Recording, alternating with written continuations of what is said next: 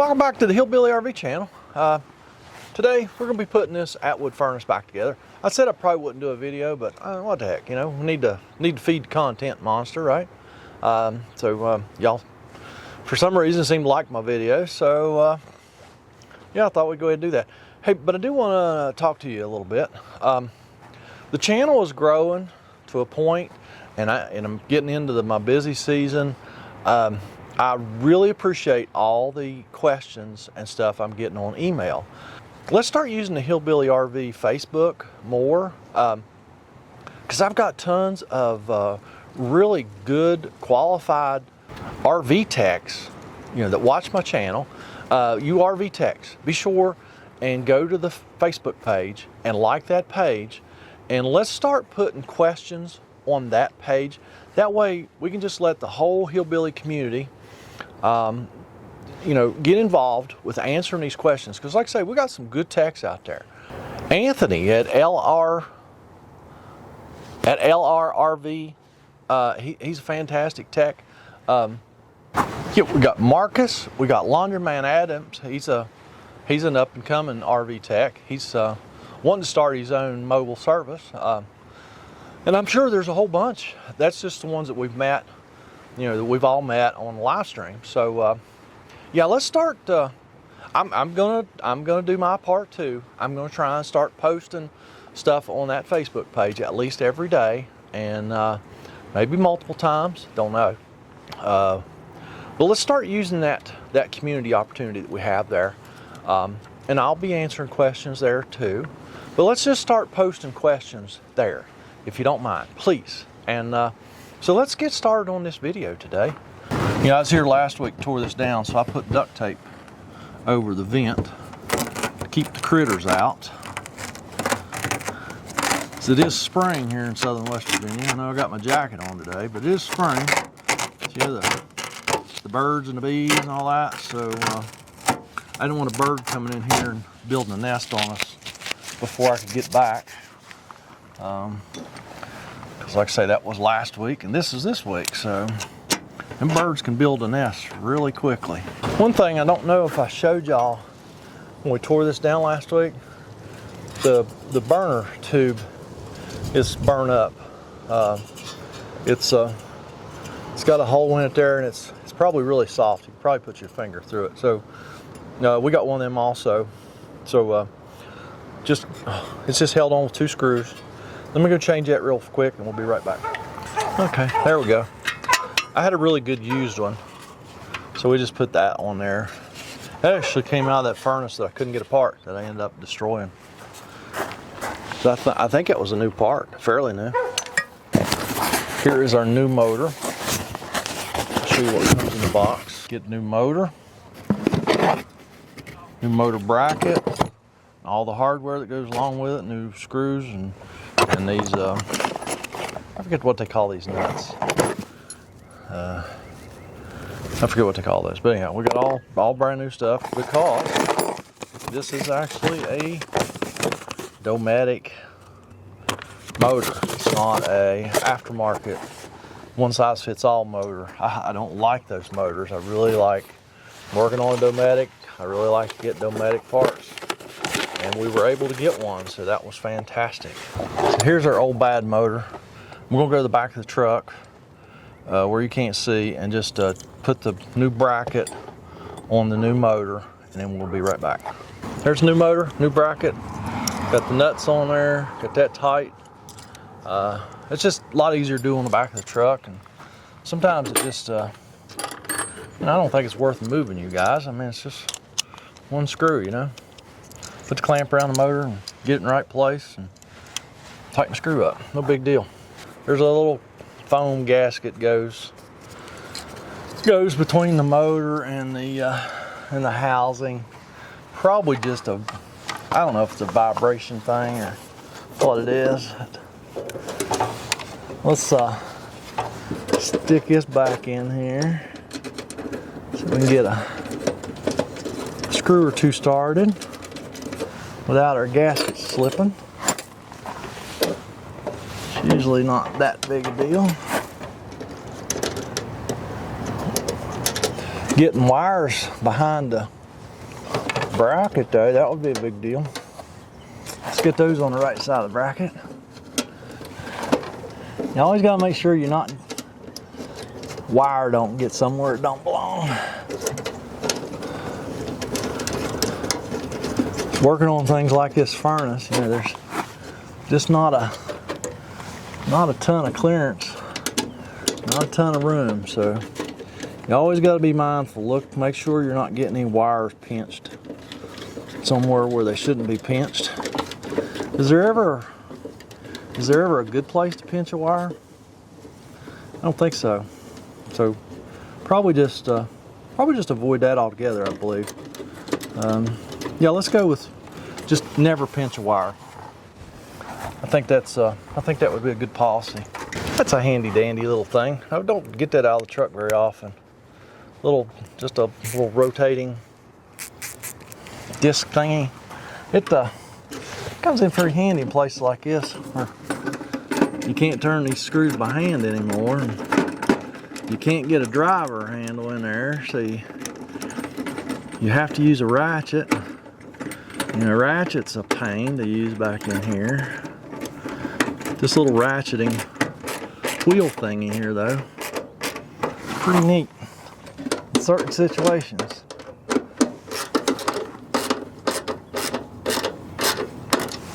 Now we got them snugged up with the little wheel.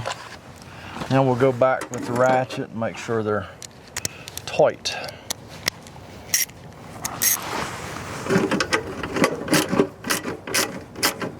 Just snug, more or less. They're a little screw.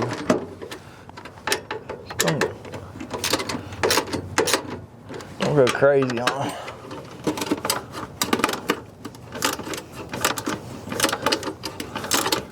They're just not going to take a lot of crazy. Yeah, before we forget, we can go ahead and plug our ground wire up for our motor. And we can go ahead and plug our positive wire for the motor back on the time delay relay. Now we can slip our blower wheel back on there. That shaft is D-shaped, and it has a D-shaped hole in the fan, so make sure you know where that's at. Kind of centered up in its little housing there. Reach in there with your Allen wrench, snug her up good, like so. Never hurts to rotate it, make sure it ain't rubbing on nothing. Now we can put the combustion wheel in. Now this has a round hole in it. That's how we were able to twist it on the shaft to get it off. But the set screw needs to go on the D-shaped side of the shaft here. So once again, you gotta know where that's at.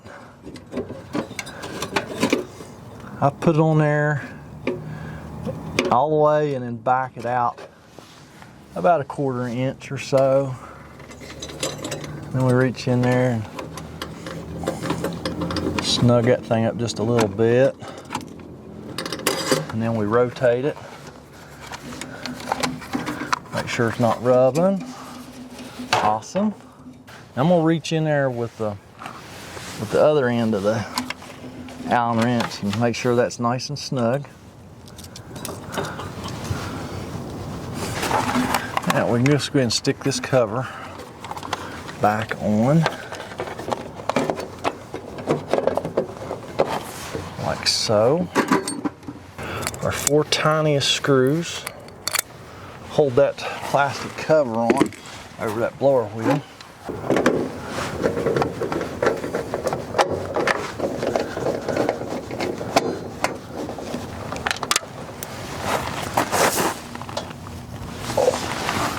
Of course, we drop a screw.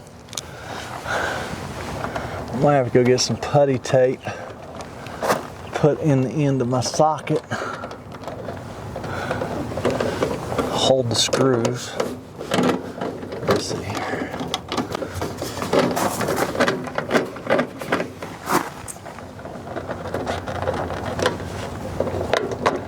It's so much easier to be able to see where you're putting that screw. Let me go get some putty tape.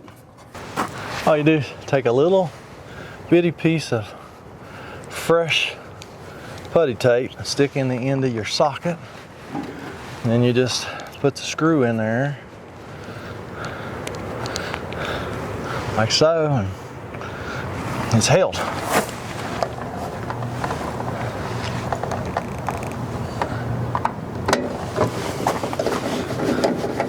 And yeah, I know they make magnetic sockets and stuff like that, but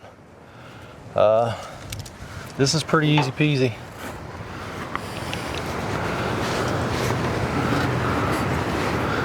And anybody that works on RVs has always got putty tape laying around.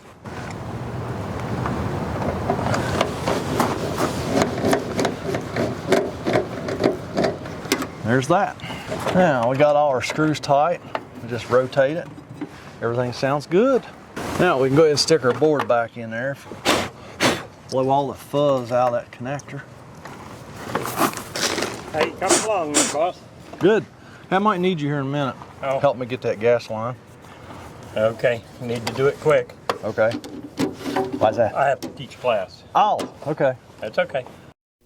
Customer was standing there talking to me while I was trying to put this gas valve back in, so I just cut that audio out and done this voiceover.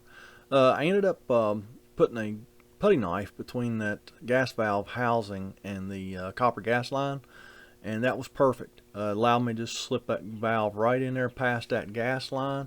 It went in pretty easy, and that worked very well. Got the gas valve stuck back in there where it belongs.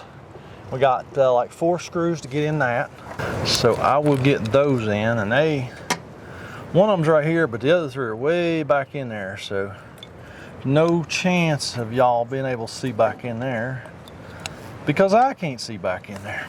All I know for sure is we have to use an extension and use our little putty tape trick again back in there because them screws are way back in there.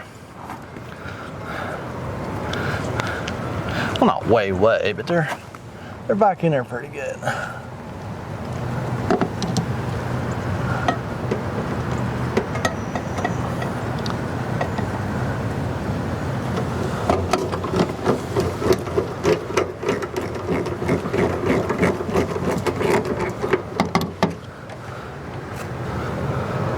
Sometimes you get lucky and enough putty tape stays in your socket, so you don't have to re-putty tape it.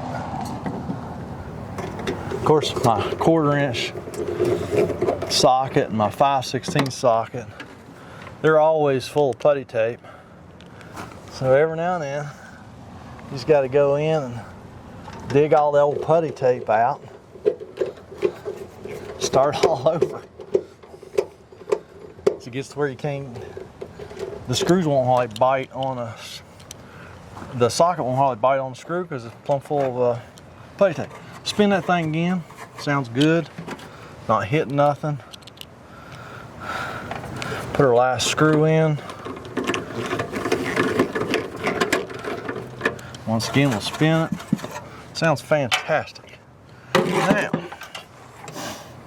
run our igniter wire through this bulkhead right here. That goes over to the board, and it gets this little plastic strain relief on it. So let's go ahead and put that on the wire. It's got a big old dent in it where this thing has been on it, so we're just going to reuse, put it right back in the same spot, make life a lot easier. Stick that through the hole. Go ahead and put this onto the board.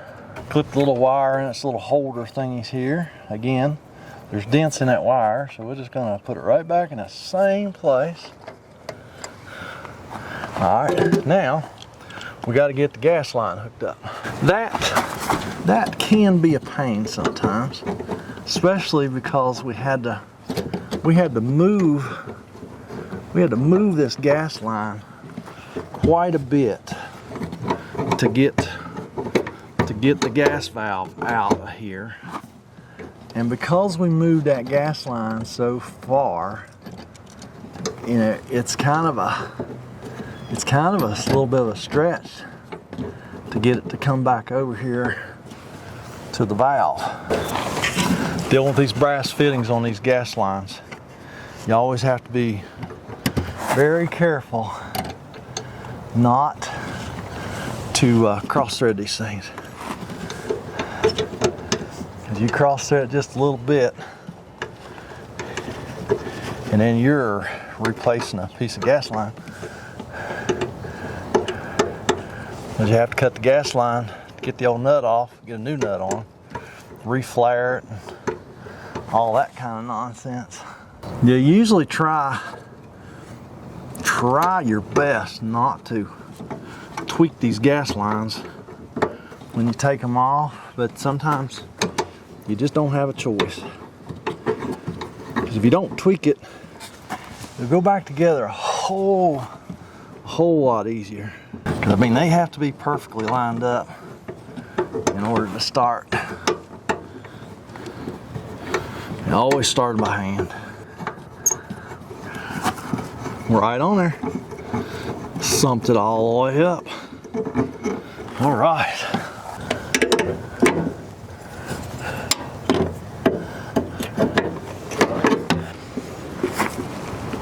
All right, snugged her up good. Here's our washer and our wing nut for the flue. We can go ahead and get that started. Sometimes these wing nuts can be uncommonly hard to get started. So do it now when the flue's not in the way. I'm going to go ahead and cut the gas on, which is under here, and go ahead and spray some soapy water on that gas line. Let's see, no, it's back here. My bad. Let me cut that gas on. Go run inside and make sure now the valves on the cooktops got turned on or anything. He's had people staying in here for the last couple nights, so it's always good to check those knobs. It's just always a good idea to check those knobs. If the gas has been off for a day or two and you have not been around, as in I have not been around, is to check those knobs, because I mean, you can just walk by the stove and accidentally turn those knobs on. So this looks great. Let's put the flue back in.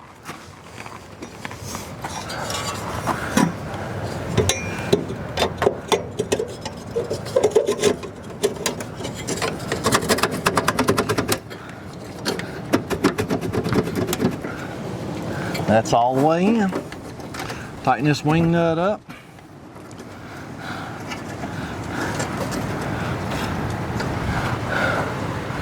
We'll go in there and kick her on. We'll see if she lights and see if it sounds any better. Striking, I can smell gas, but it ain't lighting.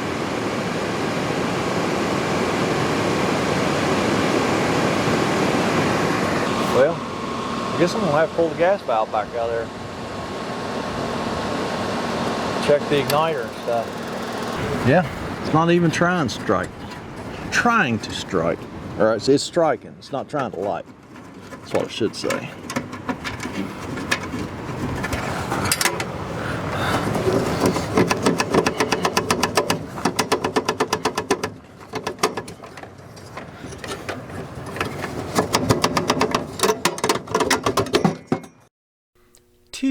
Hours later.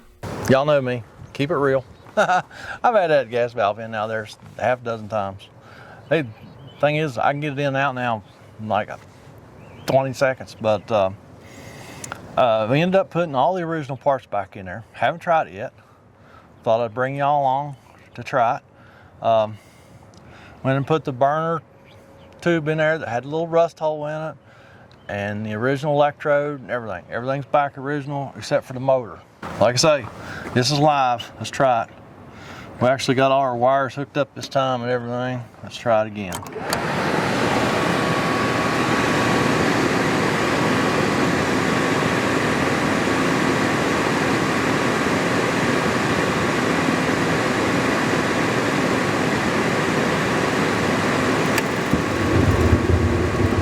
Fired right up. See if it breathes a flame. Well, y'all can probably hear burning like a champ. Let me show you what I found. I think the difference. See, you know, they made the 8535 model furnace a lot of years, but it's an 8535-Roman numeral. This is a 3. I think those parts that I was trying to use were out of a -5, Roman numeral 5. So let me show you the little difference that I found. All right, can y'all see up in the end of that burner tube? There's just a hole up in there for the gas to go through. Your orifice sets right here and just shoots the gas, mixes it with air right here, and shoots the gas through that little hole back in there. See that? All right. The burner tube that's in here had a little ramp, like a little piece of flat metal up in there to actually, I guess, shoot the gas up and shoot it out of the burner tube. The electrodes, see now here's about the way the electrodes would set on this one. All right, those electrodes were straight, so they were like way up here, like way off there. But because that burner tube had that little ramp, I guess the gas goes in there and shoots up, and it's able to reach the igniter and ignite. Because, like I say, most of them, you got an 1/8 inch between the two, the striker and electrode, and you got an 1/8 inch off the burner tube. And that's the way most of them set up. Like I say, this is an 85-3. So apparently it was completely different than this 8535 I think it was a 4-4 IV. That's what these parts are out of. Completely different, wouldn't work. So I'm gonna end up eating a couple hours of labor for my education today. Just trying to help the guy out. I had this burner tube, I knew it was in great shape, and I was trying to save him some money. Saved him some money, but cost me some money. But hey, you know, you'll have that sometimes. But as you can hear, it's burning like a champ. It smells great. I mean, I've seen a lot worse than a little rust hole in these burner tubes, and they still work. So, is it ideal? No. Is it okay? It's okay. It'll be fine. Motorhome's getting some age on it. It's not going to live forever, so probably be just fine. So, speaking of just fine, y'all go down there and just find all those links down here in this video. Leave me a thumbs up. Leave me a thumbs down. Tell me what an idiot I am. Leave me a comment, criticism, concern, and no matter what you say, I'm going to go up the road and fix another one. And y'all have a fantastic day.